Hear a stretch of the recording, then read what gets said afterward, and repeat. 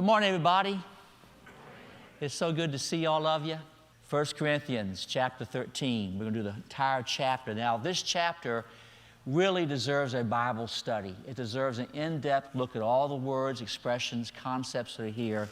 And I can't do that this morning. What I'm doing is I'm helping us to apply the truth of 1 Corinthians 13. And you know, I'm preaching through 1 Corinthians, so this worked out great that I could use this chapter for this. But I'm preaching through Corinthians. I've come to 1 Corinthians 13, and we're going to use the principles here to talk about 2020 vision. And it's the case that our theme verse for the whole program, 2020 vision, is in this chapter, verse 12. And we're going to spend a lot of time this morning talking about that verse and what it means for us. So I'll read along with you. You read on the screens. I'm reading on the screen up on the wall. If I speak in the tongues of men or of angels, but do not have love, I'm only a resounding gong or a clanging cymbal. If I have the gift of prophecy and can fathom all mysteries and all knowledge, and if I have faith that can move mountains, but do not have love, I am nothing. If I give all I possess to the poor and give over my body to hardship that I may boast, but do not have love, I have gained nothing. Love is patient. Love is kind. It does not envy. It does not boast. It is not proud. It does not dishonor others. It is not self-seeking. It is not easily angered. It keeps no record of wrongs. Love does not delight in evil, but rejoices with the truth. It always protects, always trusts, always hopes, always perseveres. Love never fails. But where there are prophecies, they will cease. Where there are tongues, they will be stilled. Where there is knowledge, it will pass away. For we know in part and we prophesy in part. But when completeness comes, what is in part disappears. When I was a child, I talked like a child, I thought like a child, I reasoned like a child. When I became a man, I put the ways of childhood behind me. For now we see only a reflection as in a mirror. Then we shall see face to face, even as I am fully known. And now these three remain, faith, hope, and love, but the greatest of these is love. We're going to go back to verse 12, okay, because I left out part of the verse. I left out the most important part. How did I do that? Let me read it again. For we now see only a reflection as in a mirror, then we shall see face to face. Now I know in part, then I shall know fully, even as I am fully known. The most important thing is love. One word to describe what it means to be a believer in Jesus is the word love. What 2020 vision is about, and I know it may be hard to grasp this at first, is love. The principle of love goes through, pervades everything we are and everything we do. Love is the most important thing. And the Corinthian church was a church that had forgotten this great principle. Now, they were extremely gifted, spiritual gifts. There were great preachers there speaking in eloquence, the tongues of men. There were people who had visions into what God was thinking. They spoke with the tongues of angels. There was healing there. There were great gifts there. And remember now what happened, we've been talking about this, that if somebody had a great gift like preaching or tongues, they thought they were more special than other people. And they would exercise the gift and they would say, look at me, look how great I am. It even got to the place that some people were bragging about their hardships. I gave up so much for Jesus. Nobody knows the trouble I've seen. And they would brag about what they had done for Jesus. And so this great large church, this great affluent church, this tremendous gifted church was nevertheless, because they had forgotten love, a church divided in great factions, all following different leaders. They were fighting nonstop. And because some people thought they were better than other people, the work of reaching folks for Jesus was being hindered, if not stopped. They had forgotten the principle of love. And so Paul says, listen, I may have all these gifts, like being able to preach with eloquence, be able to do tongues. I can pray tremendous prayers. I even make sacrifices of myself. Paul's speaking in the first person. He did these things. But if I don't have love, I'm just a bunch of noise, a resounding gong or a clanging cymbal. You know what noise is like, right? You can hear it, and then it's gone. So all you've done may make people pay attention to you for a moment, but as soon as you do it, it's gone. Now, Paul could define love for us, and he actually uses the word you may have heard, agape. And that word has an actual definition, a theological definition. If we define it, it means having the kind of love that God has. And what God does is He loves His creation, that's you, simply because you are His creation. Not because of anything you've done or anything you are. In fact, if God treated you in a just way, He wouldn't love you at all because of all things you've done against Him, rebellion against Him, the sins you committed. But yet He loves you still. So you can define it that way, but Paul doesn't do it that way. He defines love by what it does. In verses 4, 5, and 6, he has 15 different verbs that show love in action. And the translators, having a difficult time taking those Greek verbs over into English, make most of them into nouns. For example, love is kind. But in the actual original language, it's sort of like kinding. Not shining, that's a movie. A very scary movie. I'm just trying to make sure you all are awake because you don't look at me. I'll tell you the truth. So love is kinding. Love is patienting. So what Paul is saying is love is what it does. So you Corinthians, you have forgotten that your service to God is not the great gifting that you have. Your gift is given to the church. You're supposed to be using it in love. What your faith is really all about is loving people and showing that love and how you act. Now, the reason that this lies at the foundation of 2020 Vision is we're talking about doing a lot of things to our buildings in both locations that may not benefit you. If you're going to be improving the preschool area at the West Portsmouth campus, how does that benefit you? Some people say, what's in it for me? I don't care what kind of commodes they have in the preschool area at the West Portsmouth campus. I don't care. What's that to me? Maybe you don't care about the van that our senior citizens ride around in that was brand new in 1989. Are you getting this? I've been joking that van was used to carry troops on D-Day, and my wife told me, don't do that. People don't understand you're joking.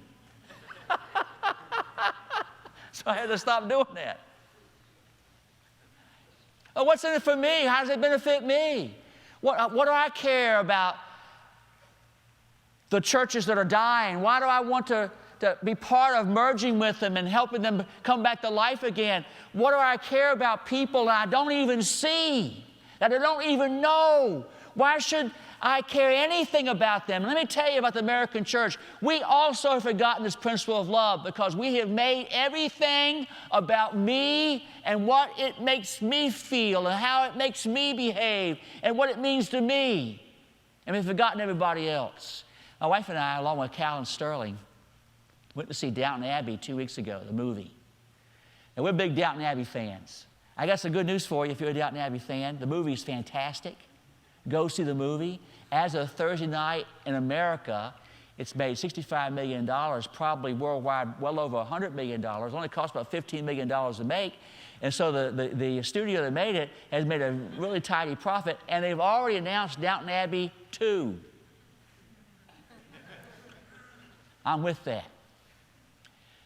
So we're at the movie, and you know, I always tell you that I'm in my extremely late 40s. Now, you know that's not true, right? You know that. It's not true. Don't be shocked. So Cal and Sterling were the youngest people at the movie, and me and Debbie were the second youngest.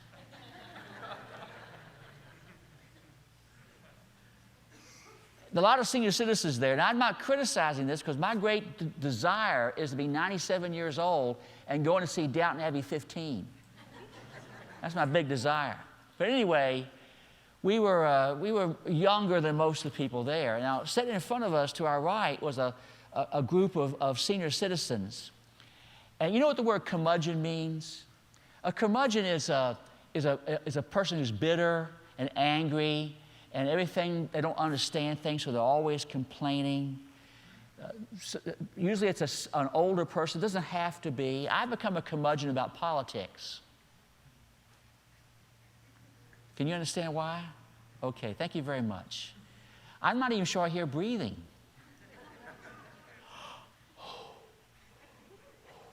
Does your watch ever tell you to breathe?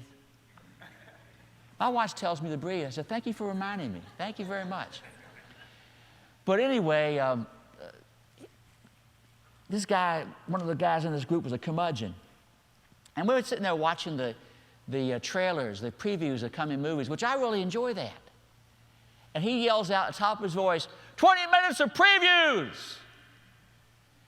Now, he probably doesn't realize that there's not a projectionist any longer. That they download a digital file into a hard drive, and they have an automatic system, and they have a computer-based projector in the back. There's nobody back there to hear him. Here's 20 minutes of previews. So we go by 5 more minutes, you know, and then he yells, start the movie! And I turned to Debbie and I said, last time this guy went to a movie, it was a 5-cent double feature on a Saturday afternoon. Had a Hopalong Cassidy short to start it off, you know. I know you wouldn't get that because that was a long time ago. He was there. That's awful distracting to have somebody yelling out at the top of the voice, start the movie. But he was the only one in the theater as far as he was concerned. All he cared about was himself. It was all about him. They made the Downton Abbey movie $15 million, and they bought back the entire cast just so he could go see it. So he's complaining about how things are not the way he wants them to be. I've been a church member in churches for a long, long time. Been a Baptist for a long, long time. And what's happened is, because we've forgotten the principle of love, we forgot that it's acting out. We're kind, we're patient, we're forgiving. We think about the other person first, ourselves second. Because we've forgotten the principle of love, it's become all about us. And there's sure a lot of curmudgeons walking around complaining bitterly because it's not about them any longer. What we're doing right now is about coming out of who we are and seeing the needs of other people who are part of this great church in 2 campuses, and also seeing the needs of people who we don't even know yet, but who we ought to love because they need Jesus like we have found him. Now, the principle of love is important because along with faith and hope, it's the only thing we have now that we're going to have in heaven. Paul says at the end of chapter 12, when he's dealing with their arguing about spiritual gifts, he says, okay, you're arguing about spiritual gifts, but I want to show you a better way.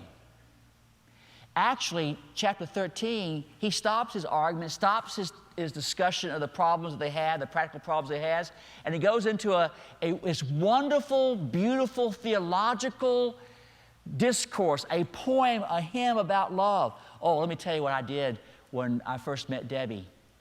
I got a piece of parchment and a calligraphy pen and wrote out 1 Corinthians 13, and I gave it to her to impress her with how much I loved her. I'm just that kind of guy, you know. So he writes this beautiful dissertation on love because he wants to show them that what they're arguing about is for this life now, in the time of the church, but it's not going to be in heaven. That the time we live right now is a time of incompleteness, but the complete is coming. And the only thing we have between now and then, when Jesus returns, and heaven is recreated, and the earth is remade, and we're in God's presence all the time, the only thing is faith, face-to-face relation with God, hope, knowing for all of eternity that we're with God, but especially, more importantly, above all these things, love. The only thing we have now that's similar, that we can share with, that we have now, also have in heaven, is this great idea of love. See, right now, it's a time of impermanence. What we have now will pass away. It's a time of incompleteness. We don't have God with us completely, totally. We only have a little bit of what God has to give. The truth of the matter is that heaven is so wonderful, heaven is so great, that God is so awesome, so tremendous, that we can only understand a little bit of Him right now, but we can't understand love. So Paul says, listen, your spiritual gifting, you're arguing, you're putting yourself first. This is tremendous and terrible immaturity. When I was a child, Paul said, I thought like a child. I spoke like a child.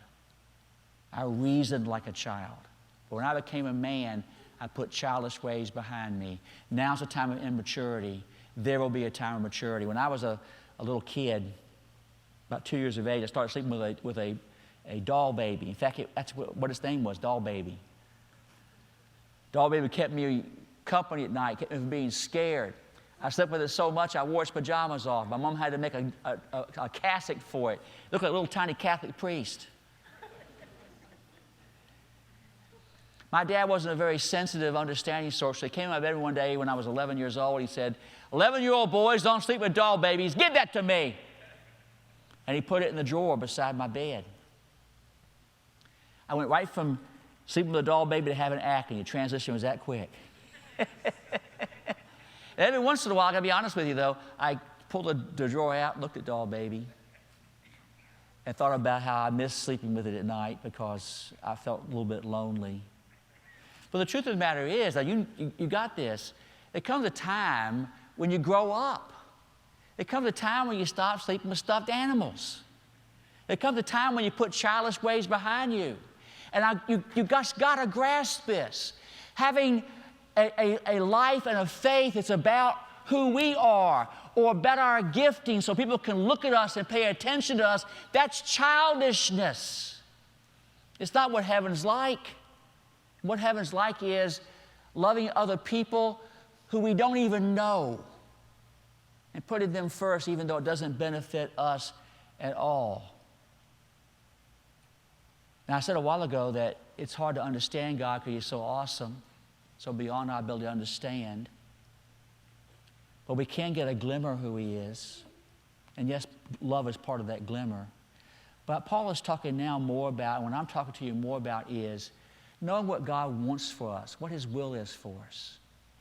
Corinth was the manufacturing capital of the ancient world of bronze mirrors. And so the Corinthian church understood what a bronze mirror was. And you know, of course, they didn't have glass. They didn't have the ability to use mercury or aluminum on the back of a pane of glass and make it into a real mirror so you could see a good reflection. And so a bronze mirror, even a really expensive, even good one, was going to give you a wavery picture of yourself when you're putting on your makeup, or in my case, combing my hair.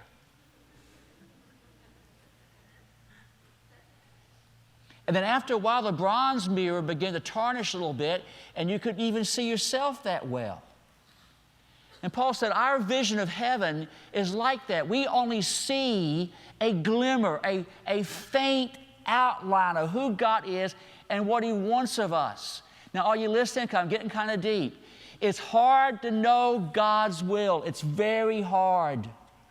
Now, before I go on, let me say it's hard to know it, but you can. It's possible.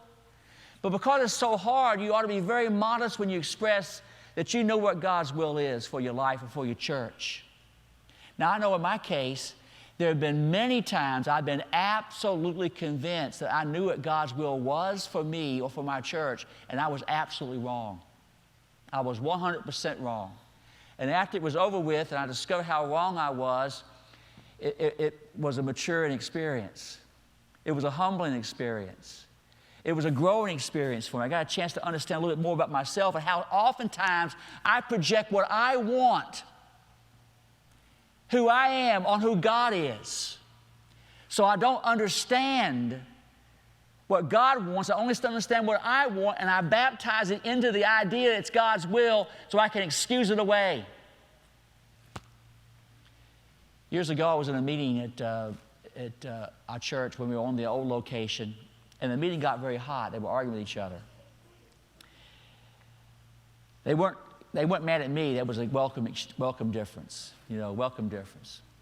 And so I thought I would lighten the meeting up. And I tell jokes, right? So I stood up in the middle of the meeting. I did this. Hey, fellas, what's this? They said, what? I said, a Deep Creek mine detector.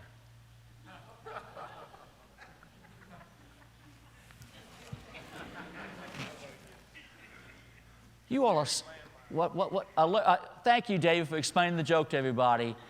A landmine. Using his foot to find it. Putting his fingers in his ears because if it exploded, that's all he had to worry about was the sound. Thank you very much, David. They all got it. They all understood. Well, I think sometimes that's how we find God's will. We have our fingers on our ears and we're stepping like this. And I sure hope I find it. And then usually it blows up in our face. But that being said, you can. You can grapple with it. You can pray about it. You can very humbly and modestly step forward, trying to make sure that all the while you got your eyes on God and you're trying to determine what it is. You can see it as a glimmer, but you can't quite understand it. What we're trying to do in 2020 Vision is, even though it's very difficult to see what the future is for our church, where are we going? Now, there are 5,000 churches that close every year in America. Isn't that horrible? There are churches in our area which are sick and dying and closing, and you know of them. You have friends that go to them. Let me tell you what every single one of those churches have in common. They never saw it coming. They never did. And I remember 25 years ago when we were having what are called the worship wars in churches across America. Are we going to do traditional worship or modern worship? I remember what happened in our church when we tried to change our worship. Churches split over this. They fired staff members over it.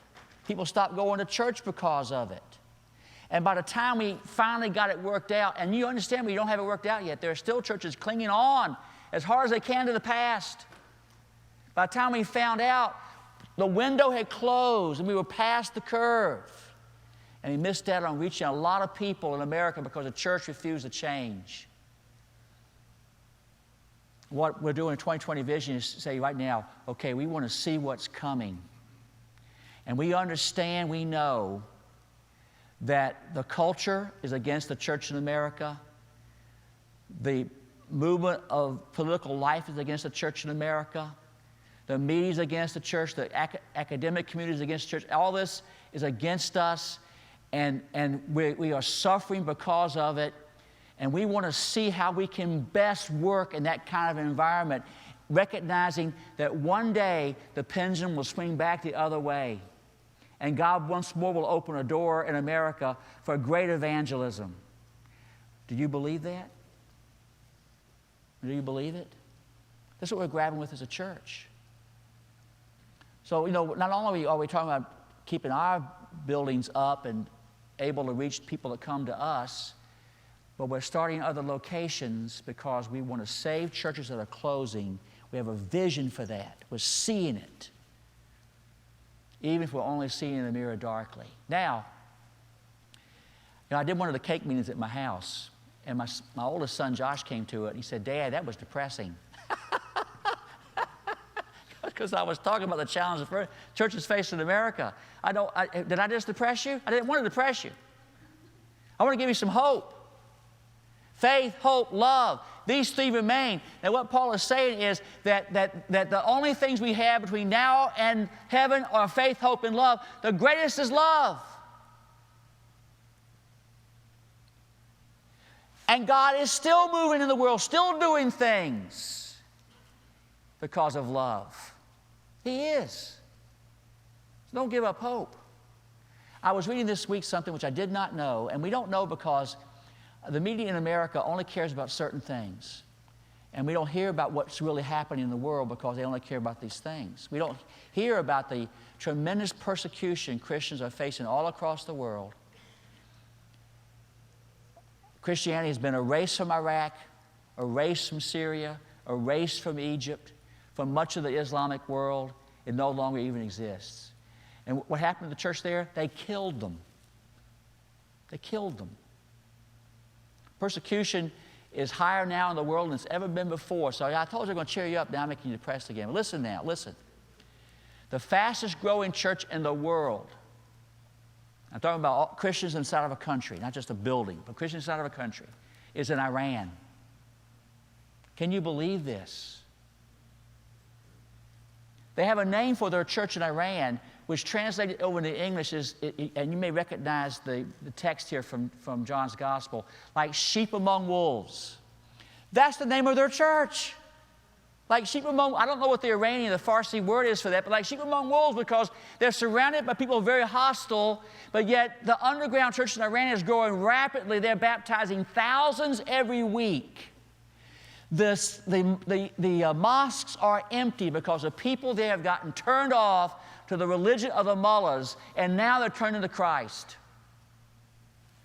Now you want faith and hope. There it is. And it's happened because of love. A love of a people who are threatened with death, but who love Jesus so much they believe. A love of a people who love their country so much that they're bringing their friends to Jesus, even though it's very dangerous to do. I believe that Iran is going to change, if not fall, not just because of the failure economically, because of what the world is doing in sanctions, but I believe that Iran will fall because the Christian church in Iran gets so big that they can't stop it anymore. That's what I believe. And I believe that can happen in America, and will, when people like you and me have vision for the future. And our vision is a vision of love.